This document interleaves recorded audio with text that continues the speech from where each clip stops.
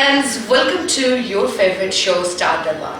I'm Ragini, and tonight it's my privilege and honor to have the legend in dancing from Bengal.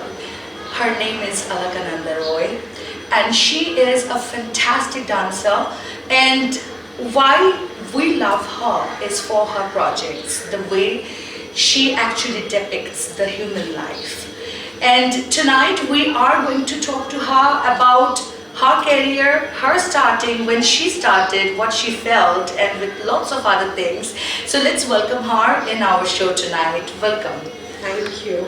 How are you? And you are looking fabulous. Oh, thank you. I love the style of your headpiece. So will you please explain about it a little? It's just one of my madness. That's it. I just love this. So when you started, like when you thought about it, that hey, I need to look different, and what should I do about it? You know, I have never done or worked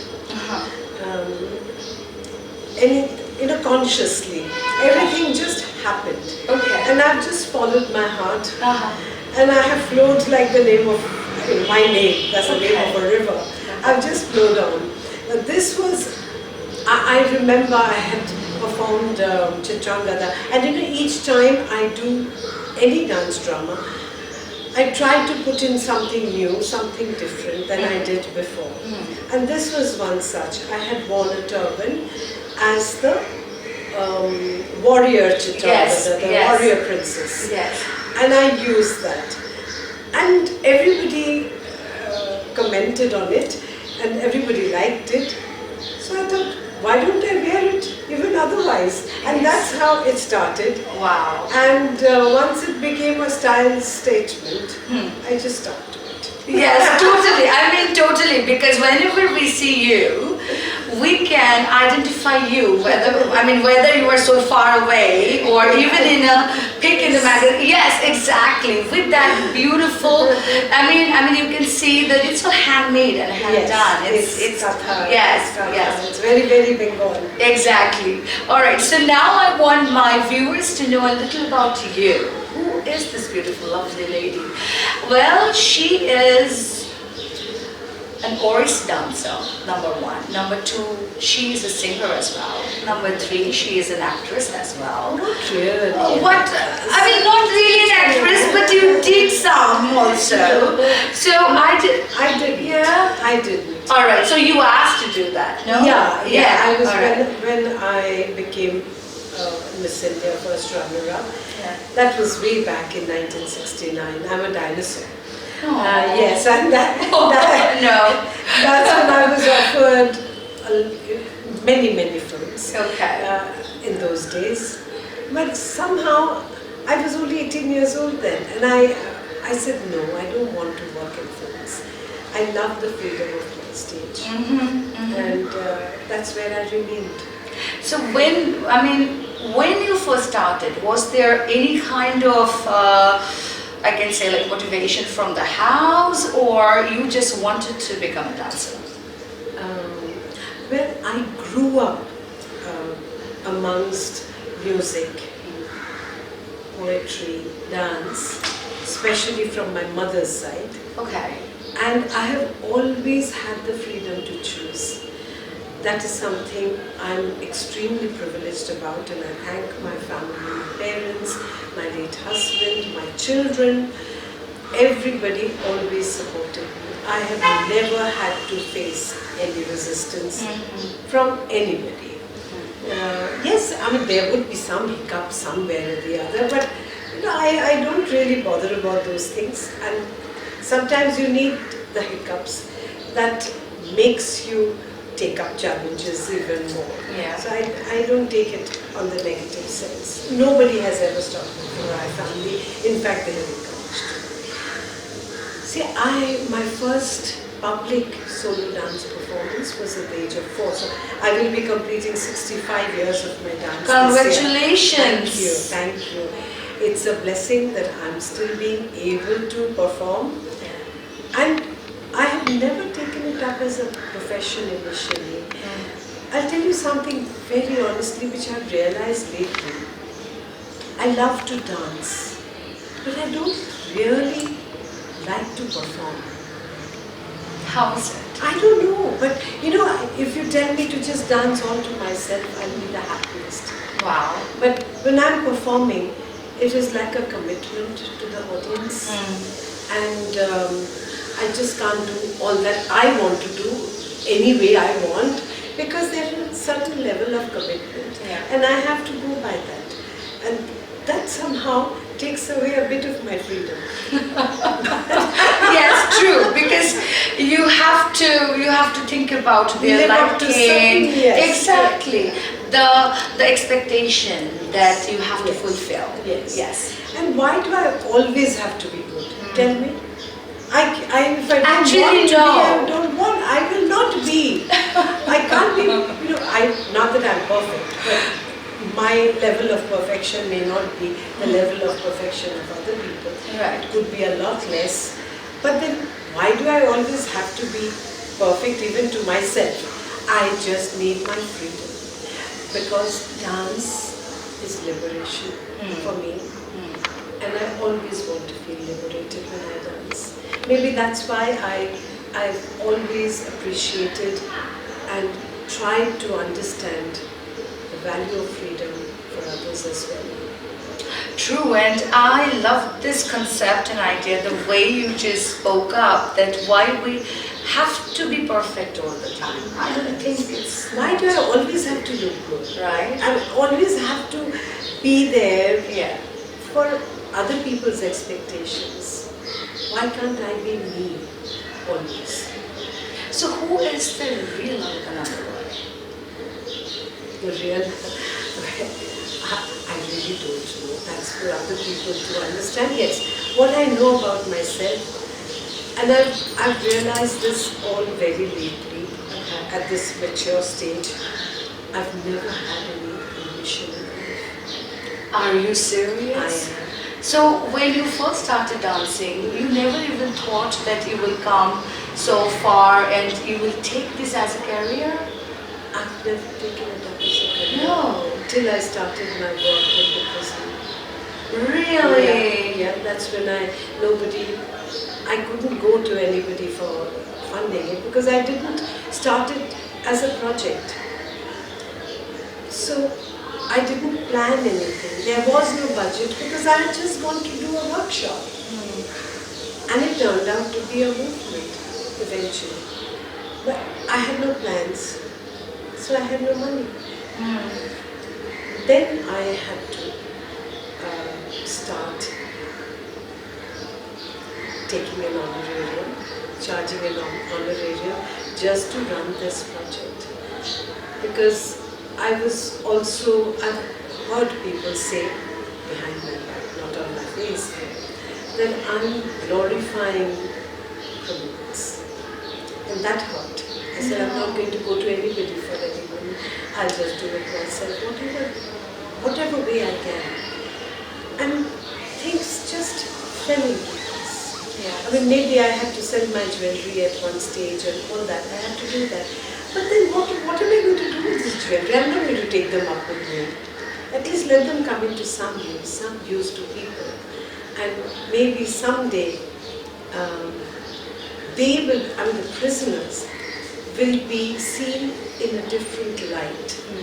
And if it has in any way been a little contribution from my part, I will feel my life is blessed. So why you even went there for the workshop? What was going on in your mind? You were thinking about that, how to nurture. Maybe they have something inside their heart that you wanted to nurture and see that if any kind of quality you can explore. Nothing. No. Like everything else, everything was unplanned. I move with the flow, because I didn't know who they are. I didn't know what goes on in their mind. I didn't know anything about them. So when you first even spoke to Alipur jail that you wanted... I didn't. Oh, you didn't? No. I went as a guest on the International Women's Day. Oh, wow. And then the women did not have a separate we call it correctional home here. Okay. But I'll say prison because it's easier. Yeah. So they didn't have a separate one. There was a female ward within Presidency Jail, which is mainly men's jail. So I went there as a guest on the International Women's Day, and the girls wanted to learn dance. So I agreed. I thought it's going to be quite a challenge, and something very different from what I've been doing all this time. I wanted to know about their life, what it was like, never about their past. Till date, I've never asked. It's almost 14 years, and I've never ever asked anybody why they're there. It's none of my business. They have wronged, they're there. Maybe they haven't wronged, but they're still there, and they have already been judged. Why should I ask? Why should I even bother? So you actually just brought I can say that the beautiful wind, The divinity. you can say, because we are coming to a spiritualism later on, Yeah. because I know that you are totally there, and seriously, when I'm talking, I'm having goosebumps. I know that you can't see it, but she's such a spiritual lady that we're going to talk about it later on, and that is what I do believe that, I think that they find you, your projects actually find you. You don't have to find any project. Absolutely. Am I right for that? Yeah. Yes. You just hit the right button, I guess. Yes. Projects find me. And one was leading to another. Anyway, when I first went and they wanted to learn dance, I agreed because, as I said, I was curious like anybody else. I didn't become a mother overnight. It took time. I was madam to them. And then when I was coming out from that place where they had this little program for themselves, and I was being taken around by the former IG around the jail, I noticed the boys. And when I saw the girls, I really didn't feel anything different because they were dressed in their finery, like you and me today. And I didn't feel anything different. But when I saw the boys, something in me, I felt, it's my mother instinct, I think. I felt bad for the boys. I really felt bad for the boys. When you give birth to a child, would you ever think that he or she is going to land up in prison someday? Every child is born innocent. Every child is like a flower. No child is born criminal. Things happen for various reasons. They have been judged, they are wrong for whatever reason. I always like to now go to the root of it. Then I didn't. So I instinctively asked Mr. Sharma, the former IG, I said, can I also teach the boys? So he said, you want to? Everybody feels scared. Won't you feel scared? So I said, why should I feel scared? They're all my son's age. So he said, all right, go ahead.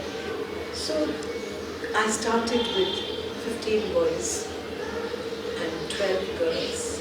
Wow. And gradually, as they started, they initially thought that's what they told me. They thought I was either mad or I have gone there to make money. Right? No. Some project, something, you know how it is. Yes. So they would always gauge. But the first thing I told them was, I'm never ever going to ask you why you're here. It's none of my business. All I want to do is share the joy of living and music. You will see how good you feel when you're dancing. And when you feel good, you do good. So that's how it started. And it came up to gradually others started joining me. Initially the boys thought that this woman is coming to teach us and she's going to make us do some effeminate movements. And quite understandably so. But I started with martial dance. Oh God. Yeah, with Right. too. Okay. And folk dances of India. Oh wow. Alright? And they started enjoying it. As I keep saying that the rhythm they had lost in life was coming back in their body, mind and soul. And I suddenly had 50 boys joining me. and they all started dancing. No real creativity. They didn't even know that they had an artist in them. None of them are dancers, even now. None of them are dancers. So are they still associated with you? Of course. Yeah. It's been going on. Yes, more than 123 boys and girls from my first team. They have been released, but that many keeps joining me. Two are released, two come in. That's how it's been going on. And yes, from the first team now I only have 2 boys left. Wow. Yeah, 2 boys and 3 girls left. The rest are all released. Yes, they do keep in touch with me. Initially, very frequently, and then they get, sucked into their life or struggles. Yes. So it's not always possible. So I call them, in Bengali I say, Hitoren. And I have a nickname called Jail Janani. Yeah, I'm the mother of the jail. Okay. They have their mothers outside. So my happiest moments are when I see a smile on their mother's face. Sure. When they go back to them. So that is my achievement. Being with them and being through this journey is my fulfillment. The diva and the Shakti, I can say, because you need some type of power, following you, or maybe the power is generating around you. So let's talk about the spiritualism and the dance a little bit, right? So these two are connected, I do believe in, because music, dance, and anything creative goes hand in hand with the spiritualism. So when you really felt that connection? To be precise, it was after I lost my late husband. That's when my dance actually took a spiritual turn. Before that, I was dancing just for myself, for the audience. But after that, initially, perhaps I was dancing for him because he was so supportive. And then gradually, his image became a little faded. And it was only God and me. So now when I perform, even when I perform, I'm really not concerned whether there are 5 people or 5,000 people. I only dance for the divine, and I find God in each and every human soul. I don't know how that has happened. I didn't force it on myself. It has all happened very, very, very naturally. That's God's grace. Because even if there are 5 people are God too. Just as 5,000 are. And when I'm dancing, I forget how many are there. It is just me and whoever it is. I'm not religious. Okay. I'm not. I don't do any, I don't worship any particular God, or I do any regular puja. I don't do any of that. Okay. My worship is, I will never, ever hurt anybody consciously. I'll never ever say anything harsh to anybody consciously. It's not that I've never hurt people. Maybe people have been hurt by my actions or whatever. I'm human. But I have never done that. But the actions that you're saying right now, but maybe that was some kind of reactions to something, right? Because not always we take actions from our side all the time. Yes. So our circumstance, whatever it is, that we follow, that our soul follows. So whatever you did, or maybe you have hurt someone, maybe that was due to the circumstance. Yes. It is not that you want to do it. Yes, I never do it on purpose. Never. That is something I do consciously, that I don't hurt anyone. Anything particular you are working right now?